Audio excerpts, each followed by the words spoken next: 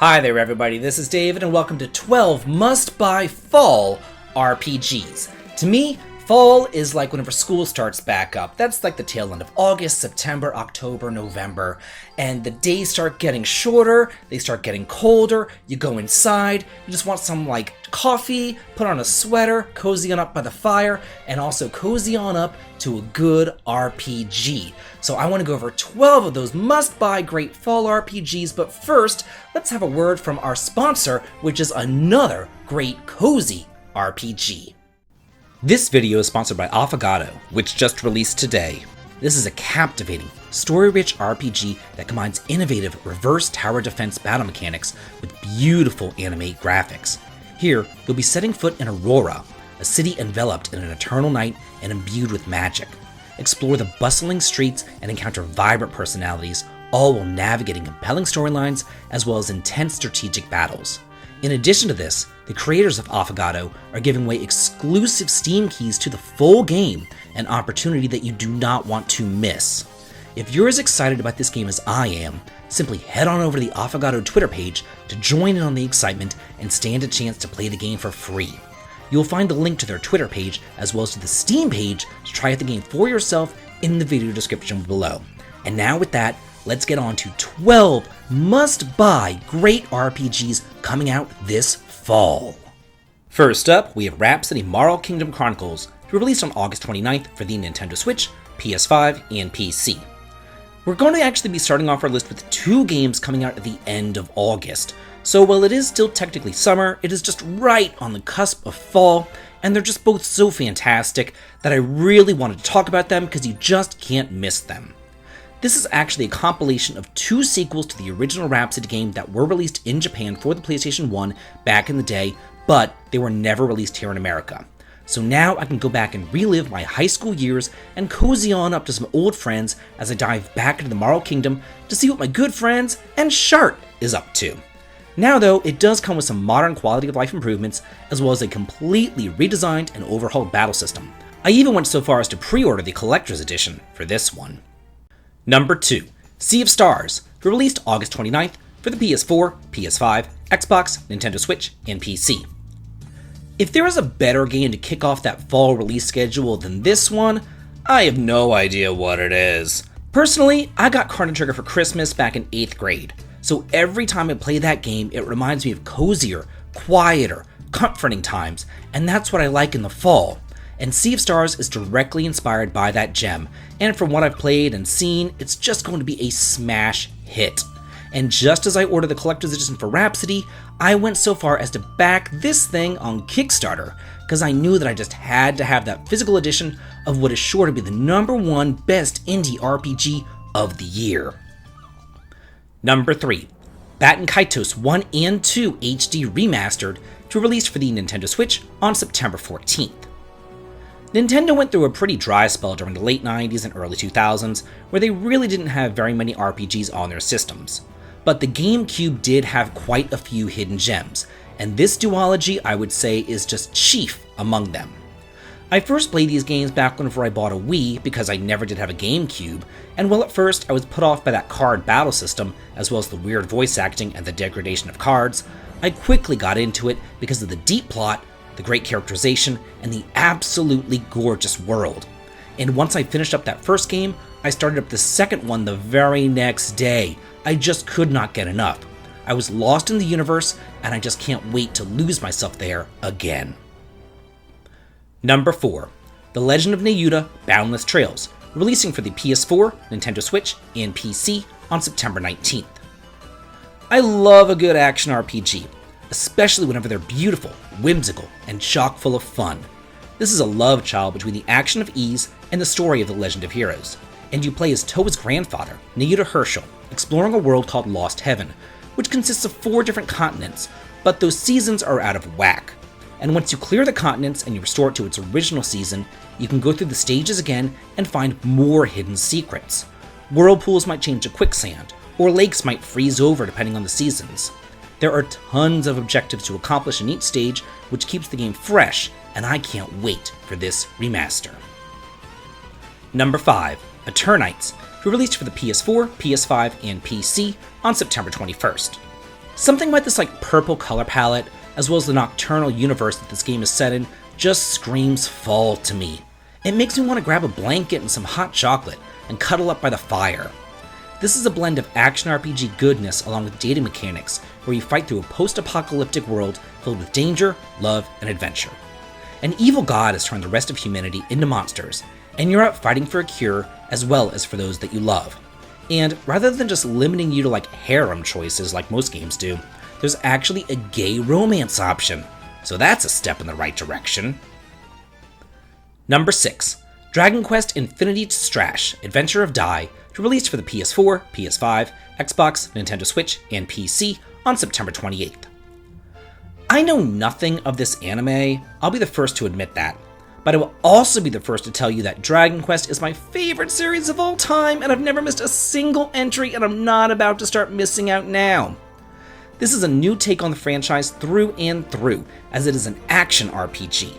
We've gotten different action RPGs in this series in the past before though, with games like Treasures, which is more of action meets monsters, and then those Heroes spin-offs, but that's more like Dynasty Warriors Musou.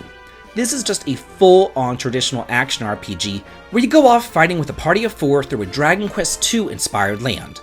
And there's nothing that gets me more excited for cozying up to a nice game than just being able to go back in time to whenever I was 7 years old and I first played the original Dragon Warrior myself. This series just makes me happy. Number 7. Disgaea 7, Vows of the Virtueless, released for the PS4, PS5, Nintendo Switch, and PC on October 3rd in North America and October 6th over in PAL regions. Disgaea has always been kind of hit or miss for me. And while I did enjoy the first couple of games, I feel like maybe that was because I was just younger and that kind of toilet humor resonated with me a bit more. But the older that I've gotten, the less that I've seemed to like it. But 7 here seems to be kind of a reboot of the series.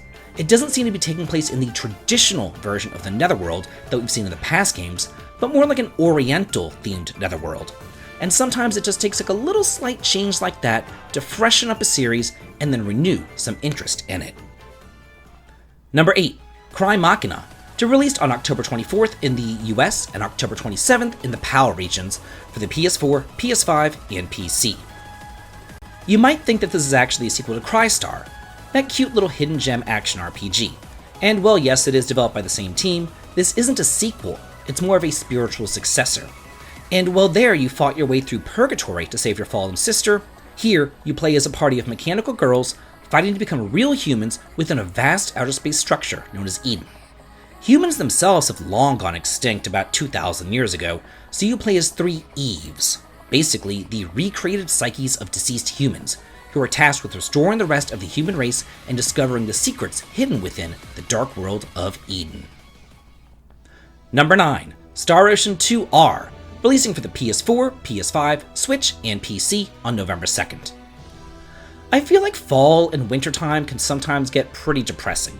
The sun goes down earlier, it gets darker and cold, and you just kind of shut yourself away inside. So what better way to put a smile on your face than to go back and play a childhood classic? Star Ocean 2 was my jam back in high school, and it was my first introduction to the series. But now it is back in glorious HD 2D. For those of you who haven't yet had a chance to play the original game, let me just tell you a little bit about it. You have a choice between 2 different main characters, which actually makes a significant enough difference in the plot to warrant 2 playthroughs. There's tons of different private actions, multiple planets to explore, glorious world maps, and 12 possible characters to recruit into your team, as well as over 80 different endings in this epic journey across the stars. Number 10. Persona 5 Tactica, releasing for the PS4, PS5, Nintendo Switch, Xbox, and PC on November 17th. Sometimes Persona and I just don't really get along. I've played 3, 4, and 5, and while they're okay, I just don't exactly get all the hype with this series. I don't like the high school setting, I don't like the thinly veiled homophobia, and I don't like blabbing incessantly about stupid teenage problems, and I really can't stand waiting around for an entire month just to be able to dungeon crawl again. Because let me tell you, the dungeon crawling and the battling is always the highlight of the series for me. So here, this does star that Persona 5 team, but it turns the battling into more of a tactical twist. And I hope that they drop that life sim element and just focus on the tactical battling, because I love their press turn battle system and I love a good strategy RPG, and I am actually looking forward to giving this one a whirl. Number 11, Super Mario RPG Remake, releasing for the Nintendo Switch on November 17th. As far as I'm concerned, this is still the best Mario RPG ever conceived, and now it's returning in glorious HD. And it's about damn time that they quit fooling around with that god-awful Paper Mario series. I mean, yeah, it was good at first, but it just keeps getting worse with each installment. And now you'd be hard-pressed to even call the Paper Mario games an RPG. It's kind of like turned into like baby's first platformer instead. So this here is a return to what made the series famous in the first place. I can't wait to see what new additions they've made to the game too. Maybe there'll be a new party member. Who knows? But we do know from the trailer that there is some sort of changes made to the battle system too. So here's to a modern upgrade to an all-time classic. And finally, number 12, The Secret of Varonis, to be released for the PC sometime in Q3.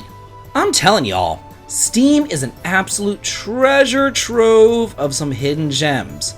I just love going through it and scouring the archives and seeing what I stumble across. And whenever I saw this, I audibly gasped. You know why? Because this is an honest-to-goodness spiritual successor to the Final Fantasy Legends series originally released on the Game Boy back in the early 90s, and more specifically, Final Fantasy Legend 2, the best one of them all! Here you can choose a party of humans, espers, robots, and monsters who all level up the exact same way as they did back in that classic. I've always loved that trilogy, and I am so happy that somebody else out there does too. But while the original games can be a tad bit on the grindy side, The Secret of Varonis touts no required grinding and optional field encounter rates and other quality of life improvements from those early 90s masterpieces. So that's it for 12 must-buy RPGs coming out this fall. What games here caught your eye, and did I miss any? Let me know what your favorites are, and let's get a discussion going on here, and let's all talk and chat about it, because I'm always here in the comments too. And if you like what I do here on the channel, please head on over to the Patreon to sign up for early access to my videos and behind-the-scenes photographs. The link to it's over in the video description. And as always, please like, comment, and subscribe, and have a good day.